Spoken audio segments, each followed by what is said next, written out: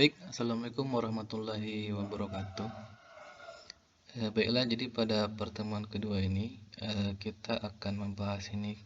Kemarin mungkin kita sudah sedikit membahas sebenarnya apa sih pengertian penelitian. Kemudian pada kesempatan ini sebagai mungkin tambahan aja sedikit. Ragam penelitian dan proposal penelitian. Jadi jenis-jenis penelitian di dalam penelitian. Jadi ada berbagai macam jenis penelitian. Nah, jadi yang pertama ini bisa kita lihat di sini jenis penelitian. Ini mungkin ya hampir samalah sih dengan yang ditulis sama Pak Sugiono, cuman agak sedikit berbeda.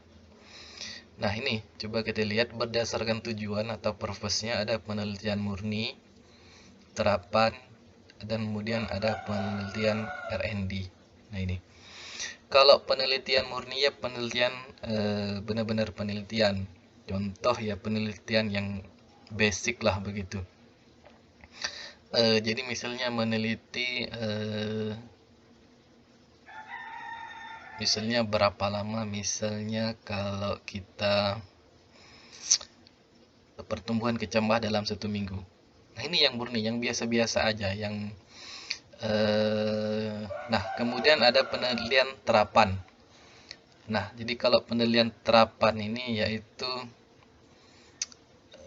menerapkan penelitian yang sudah ada. Nah, jadi misalnya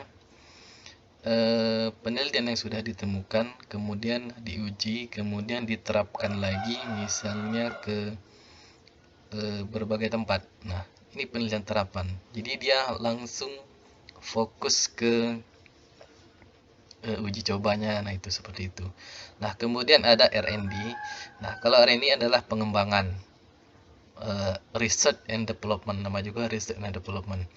Nah, biasanya kalau kita di dalam dunia pendidikan, R&D ini dia bisa juga berbentuk materi pembelajaran, bisa berbentuk RPS, silabus. Nah, itu enaknya kalau research and development kita di dalam dunia pendidikan yaitu menciptakan, bisa contoh modul. Nah, ini ataupun buku yang kalian bacakan sehari-hari, buku di sekolah. Nah, itu R&D untuk penelitian terapan.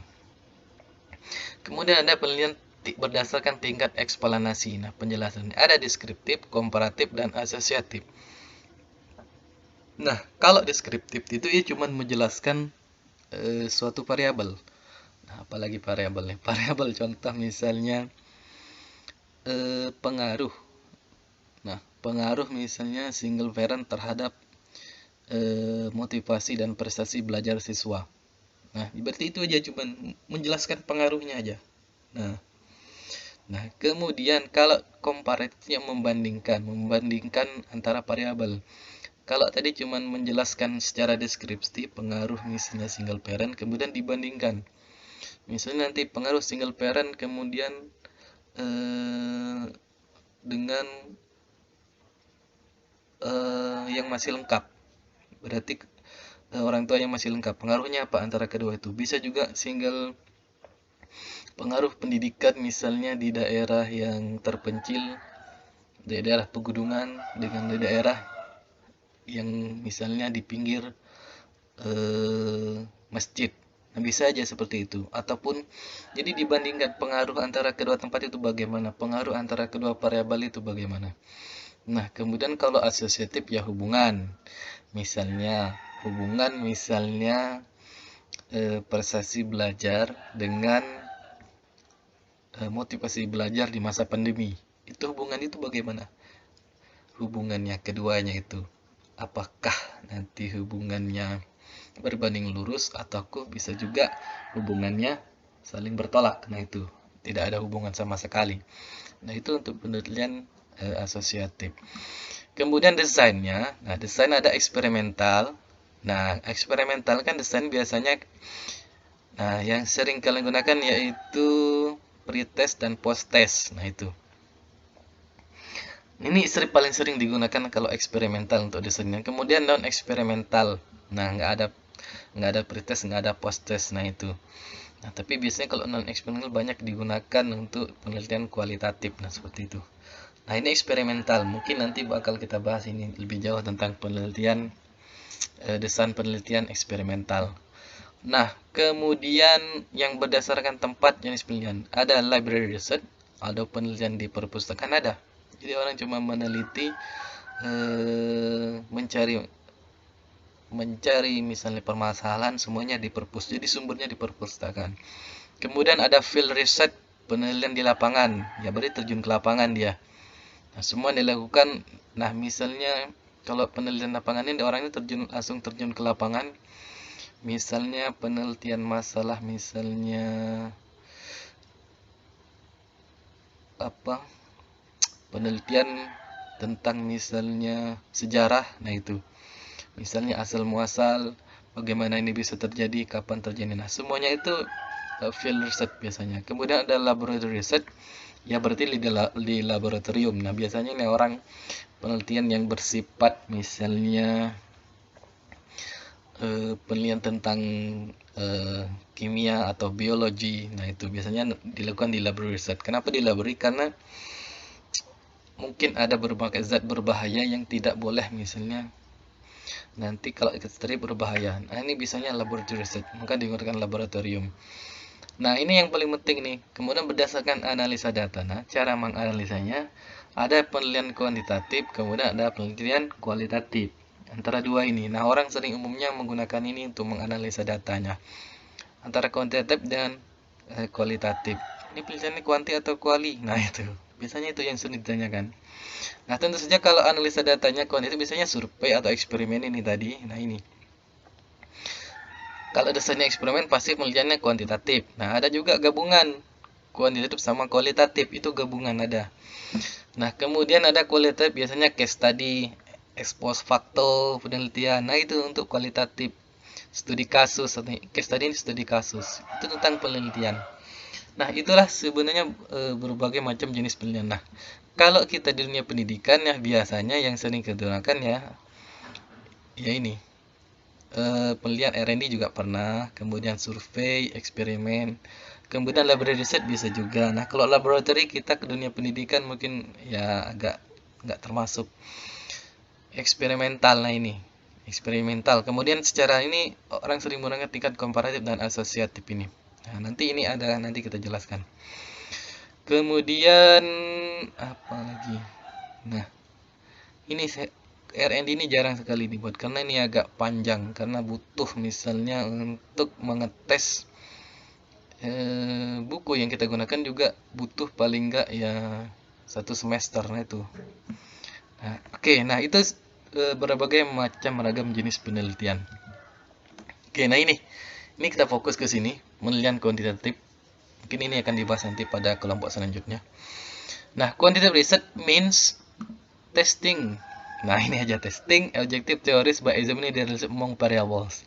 Jadi dia mengetes ada ini berpengaruh atau enggak, ada hubungan atau tidak. Berarti ini testing objective theory, mengetes teori, menguji hubungan di antara variabel. Nah, jumlah data yang dianalisa menggunakan statistik biasanya nih. Ini kuantitatif. Itu makanya digunakan SPSS, biasanya orang menggunakan pakai SPSS biar lebih mudahnya. Tidak, karena sudah pakai mesin itu, ada aplikasinya. Nah itu. Kemudian pilihan kuantitatif berdasarkan pada filsafat positivisme. Nah, positivisme itu apa yang kelihatan itulah yang terjadi. Contoh misalnya kalau kalian memasukkan pulpen ke dalam gelas yang berisi air, ini kenapa bisa bengkok? Ya memang itu apa adanya yang dilaporkan. Berarti ketika gelas dimasukkan ke dalam air, pulpen dimasukkan ke dalam air, yang ada dimasukkan gelas yang ada airnya, itu bengkok. Ya memang itu kenyataannya. Tidak ada, kita tidak meneliti yang lain-lain. Ya memang begitu. Pokoknya apa adanya biasanya kalau yang positivisme. Digunakan untuk meneliti pada populasi atau sampel tertentu. Nah, random biasanya sampel. Teknik pengambilan sampel pada umumnya dilakukan secara random. Random itu acak. Kalau penelitian di sekolah ada 12 kelas. Kelas 1, kelas 2, kelas 3, biasanya 4 kelas. Oke. Random diacak. nanti diacak pakai ngambilnya. Ini peneliti yang mana? Itu maksudnya random. Pemula Anda menggunakan instrumen penelitian. Nah, agak ribetnya paling di sini membuat instrumen penelitian, angket itu, kayak angketnya. Analisa data bersifat kuantitatif atau dengan tujuan menguji hipotesis yang telah ditetapkannya. Oke, hipotesis apa lagi? Hipotesis itu kesimpulan sementara. Oke, misalnya tadi hubungan misal begini, pengaruh belajar siswa terhadap orang tua single parent. Nah, kira-kira kita bikin dulu hipotesisnya. Ada pengaruh yang sangat signifikan, nah,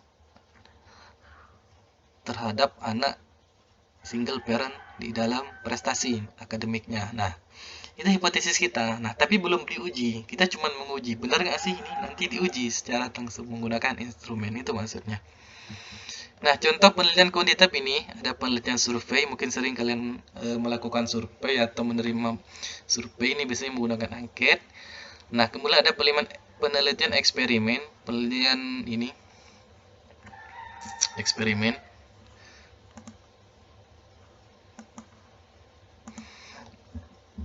Nah, ini penelitian eksperimen yang paling sering digunakan. Kemudian ada penelitian ex post facto. Nah, ini penelitian lapangan ini, ex post facto. Misalnya meneliti secara langsung, kita tidak membawa teori apa-apa. Kita hanya meneliti misalnya pengaruh motivasi siswa atau minat belajar di lingkungan misal di lingkungan terpencil, kemudian dan di lingkungan kota. Nah, itu kita langsung terjun ke lapangan. Pengaruhnya bagaimana? Kita tidak membuat teori apa. Nanti kita melaporkan pengaruh antara kedua tempat itu aja. Itu maksudnya ex post facto, langsung ke lapangan untuk menelitinya bagaimana sih pengaruhnya itu. Nah, apakah kuat atau sedang? Nah, itu. Atau perbandingan juga bisa kita gunakan. Kemudian ada evaluation. Nah, kalau evaluation berarti evaluation program bisa juga, evaluation textbook bisa. Oke, misalnya evaluation kita, nah ini program di masa pandemi. Ini bagaimana sih? Ya dievaluasi. Apakah berhasil atau enggak? Minat belajar bahasanya bagaimana? Kemudian tingkat pemahaman mahasiswa bagaimana? Itu evaluasi semua dari awal sampai akhir. Kemudian penelitian pengembangan ini tadi R&D. Biasanya bikin buku ini kalau kita dunia pendidikan. Ya bisa aja misalnya untuk jurusan BK tapi agak susah kalau misalnya kalau BK mungkin untuk buat buku. Tapi bisa aja diterapkan. Nah, kemudian Classroom Action Research. Nah, PTK ini, penelitian tindakan kelas menggunakan teori-teori tertentu. Nah, ini action research. Biasanya ini yang paling sering digunakan PTK, eksperimen, survei juga sih. Evaluasi ini paling jarang saya lihat. Tapi juga bagus untuk melihat evaluasi. Nah, itu sih sebenarnya untuk contoh penelitian kuantitatif. Kalau evaluasi ini bisa juga masuk ke kualitatif, bisa masuk juga ke kuantitatif kedua. Tapi kalau classroom action research positif harus menggunakan kuantitatif riset. Ini PTK. Mungkin nanti akan saya sedikit penjelasan tentang PTK ini kalau belum. Nah, kemudian proses penelitian kuantitatif ini yang pertama merumuskan masalah. Nah, ini. Apa sih rumusan masalah? Rumusan masalah itu semacam topik yang akan kita bahas, yang kita angkat. Itu rumusan masalah. Yang membuat kita penasaran, yang butuh jawaban. Nah, itu. Terkadang ini susah untuk mencari masalah, ini susah ini. Harus banyak baca dulu. Harus memahami teori. Kalau kita tidak bisa kita langsung mengangkat permasalahan. Harus sesuai. Yang paling enggak fokus kita kemana dulu misalnya. Ambil fokus penelitiannya. Kemudian adalah landasan teori. Tentu saja ini harus banyak baca buku juga. Kemudian ini ada perumusan hipotesis. Jadi ini tadi rumusan masalah, landasan teori. Berdasarkan teori siapa kamu bisa mengangkat permasalahan ini. Nah, itu. Kemudian ada perumusan hipotesis. Nah, perumusan hipotesis ini merumuskan hipotesis seperti yang saya bilang tadi. Misalnya ada tidak pengaruhnya. Kamu bikin aja dulu. Oke, ternyata single parent sangat berpengaruh terhadap minat belajar siswa. Nah, itu. Kemudian pengumpulan data. Nah, tapi untuk mengumpulkan data, kamu kalau di dalam penelitian kuantitatif harus menentukan populasi dan sampelnya ditentukan secara random atau enggak. Kemudian pengembangan instrumen. Nah ini, instrumennya harus dibuat. Nah berdasarkan indikator-indikator apa? Untuk mengumpulkan data. Nah biasanya itu. Nah untuk mengumpulkan data bisa juga observasi, bisa juga dokumentasi. Nah bisa menggunakan questionnaire. Nah ini untuk menggunakan angket. Kemudian diuji dulu, dites dulu kita. Ya dites dulu kan sebelum berhasil ini gimana sih untuk tingkat validitas dan reliabilitas apalagi deh. Oke, itu nanti kita bahas. Pengujiannya juga harus diuji juga nih sebelum dites secara langsung. Jadi kuesioner kita kalau sudahnya dites dulu. Ini gimana? Sudah cocok belum? Sudah mencapai tingkat kredibilitas atau reliabilitas yang ditetapkan belum ini? Nah, kalau sudah berarti oke. Berarti ya paling nggak harus 2 kali untuk mengumpulkan, jangan cuma sekali. Nah, kemudian ada data analisis. Nah, ini. Kemudian kesimpulan dan saran. Data analisis ini menggunakan SPSS tadi. Nah, sebenarnya kalau data analisisnya ini mudah kalau untuk di kuantitatif. Yang agak susahnya membuat di instrumennya ini. Tapi setelah itu laporkan apa adanya. Makanya saya bilang tadi. Itu kalau penelitian kuantitatif. Kita cuman susah di lapangan. Kemudian cenderung juga dalam penyiasan angket nanti apa itu populasi atau sampelnya enggak yang sebenarnya. Misal kamu mau sampelnya SMA negeri 1, ternyata cuman kamu kasih ke temen. Nah, bisa aja. Nah, itu kelemahannya. Tapi jangan sampai secara etis itu tidak dibenarkan. Next, penelitian kualitatif. Nah, qualitative research mean exploring and understanding meaning in the field or group ascribed to a social or human problem. Nah, ini explore dan memahami individu atau grup yang digambarkan dalam kehidupan sosial atau permasalahan. Nah itu. Balik ini yang mengembangkan. Contoh kalau secara simpel kualitatif itu, nah begini. Kalau kuantitatif itu simpelnya misalnya ada seorang mau mancing ikan, ya udah. Tujuan orang mancing ikan itu apa ya? Untuk mendapatkan ikan itu secara kuantitatif, secara realnya. Ternyata kalau kualitatif kita harus exploring and understanding. Orang tujuan mancing ikan bisa juga untuk menenangkan pikiran, bisa juga untuk refreshing. Nah itu kita mengarah ke sana. Kalau yang kualitatif itu dia bukan positivisme, tapi post positivisme ini maksudnya berdasarkan filsafat post positivisme. Nah itu digunakan untuk meneliti kondisi objek yang alamiah sebagai lawannya adalah eksperimen. Nah lawannya tadi kalau eksperimen menggunakan, tapi kalau ini karena nanti instrumennya itu bukan pada angket tapi kita sendiri yang meneliti berdasarkan landasan teori yang ada. Misalnya orang pergi mancing, ya bukan untuk mendapatkan ikan. Kalau mendapatkan secara kuantitatif, secara realnya, yang kelihatan apa adanya. Tapi kalau kita secara kualitatif, ya itu tadi. Ternyata orang itu untuk refreshing, menenangkan pikiran, bisa juga untuk menghindari masalah. That's it. Itu yang kualitatif secara simpelnya bedanya. Nah, pengambilan sampel sembilan secara purposive dan snowball. Nah, ini purposive lah. Purposive itu sesuai dengan keinginan. Kalau snowball ini dia nanti kita jelaskan ini ada berbagai macam untuk sampel. Nah, itu.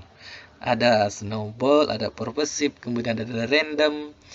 Nah, itu ada berbagai macam. Jadi pengumpulan dengan triangulasi gabungan, analisa dan bersifat induktif, hasil lebih menekan makna daripada generalisasi. Nah itu lebih menekankan pada makna. Kalau generalisasi itu mengeneralkan segala sesuatu. Misalnya pengaruh metode ini terhadap prestasi anak. Oke, nanti dites berhasil atau enggak. Nanti diterapkan. Ternyata menggunakan metode ini berhasil loh.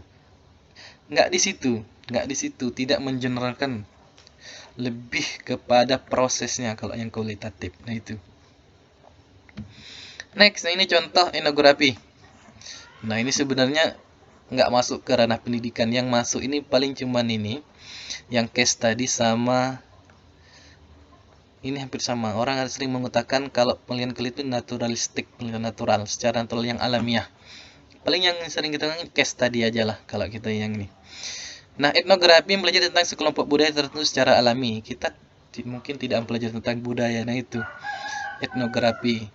Atau juga grounded teori dasar. Nah ini grounded teori ini yang biasanya ini teori yang sangat basic sekali. Jadi teori itu dibuat setelah penelitian itu selesai. Hampir sama dengan ex post facto. Nah, kemudian ada case study. Case study ya studi kasus. Oke, ternyata pengaruh tadi bisa juga. Pengaruh misalnya single parent terhadap prestasi anak. Nah, ini kok bisa? Bagaimana sih? Oke, berarti kan kita harus meneliti ke orangnya, siapa aja subjeknya, pengaruhnya. Kita tidak melakukan eksperimen, kita tes, kita teliti dari awal sampai akhir. Nah, yang susahnya di sini kalau kualitatif, kita tidak menggunakan angket atau semacamnya, kita hanya menggunakan karena instrumennya ya peneliti itu sendiri. Nah, itu studi kasus. Nah, kemudian ada fenomenological research, penelitian fenomena tertentu. Nah, kemudian ada narrative research, mempelajari kehidupan seorang, biasanya ini biografi, nah bisa juga. Kemudian ada penelitian naturalistik, penelitian secara natural, secara alamiah. Nah, itu sih sebenarnya berdasar macam penelitian. Nah, kalau kalian ini biasanya lebih, kalau saran saya lebih harus mungkin ini survei atau eksperimen atau classroom atau R&D. Nah, itu aja. Nah, kalau kualitatif bisa aja kalau kita mengambil case study di mana. Nah, itu. Oke, kemudian kalau proposal penelitian itu ada beda biasanya. Nah, ini saya ambil dari Sugiono itu. Nah, kalau kuantitatif ini biasanya kalau sistematikanya ada background of research, background ini latar belakang, rumusan ini bukan problem identifikasi masalah, apa sih permasalahannya. Nah, kemudian limitation, batasan masalahnya. Jadi dibatasi fokus. Kemudian rumusan masalahnya apa? Biasanya 2 pertanyaan. Objektif tujuan. Objektif itu jawaban dari formulation ini. Kemudian ada signifikan. Signifikan itu manfaat sebenarnya. Signifikan penelitian ini untuk dunia pendidikan, untuk kampus, untuk sekolah, untuk masyarakat apa nah itu. Kemudian yang literature review, ini ada literature review. Literature review itu teori.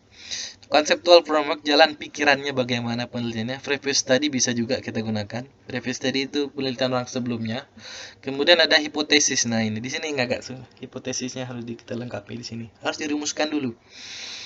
Kemudian ada riset metodologi. Riset metodologinya ini tipe penelitiannya apa tadi? Nah, tadi kan ada berbagai jenis penelitian. Jadi masuk ke yang mana? Kemudian ada population and sample. Jenis sampel dan populasinya apa? Nanti kita bahas. Research instrument. Instrumennya bagaimana? Nah, ini. Pakai teorinya siapa? Instrumennya. Data collecting technique. Teknik pengumpulan data, kemudian data analisis, dan schedule and organization. Ini sih sebenarnya sistematika. Ini saya lupa translate ke bahasa Indonesia. Sorry. Kemudian yang kualitatif ini beda hampir sama kalau bab 1. Bedanya dia tidak ada hipotesis kalau kualitatif. Ini. Kemudian selain setelahnya itu hampir sama, cuman bedanya tidak ada hipotesis saja. Bisa aja hipotesis tapi tidak dirumuskan secara menggunakan angka dan semacamnya. Ada hipotesis awal, hipotesis alternatif, nggak ada dia. Itu penelitian kualitatif. Nah, nanti kita bahas satu-satu mungkin. Nah, ini yang paling penting di sini. Tipe penelitian sudah, mungkin kemudian populasinya nanti riset. Nah, ini data collecting, data analisis ini yang agak berat nanti. Oke, saya kira itu sih. Thank you. Sebagai tambahan saja, terima kasih. Mungkin kalau yang masih ingin ditanya ya silahkan. Oke, terima kasih. Oke, thank you. Wassalamualaikum warahmatullahi wabarakatuh.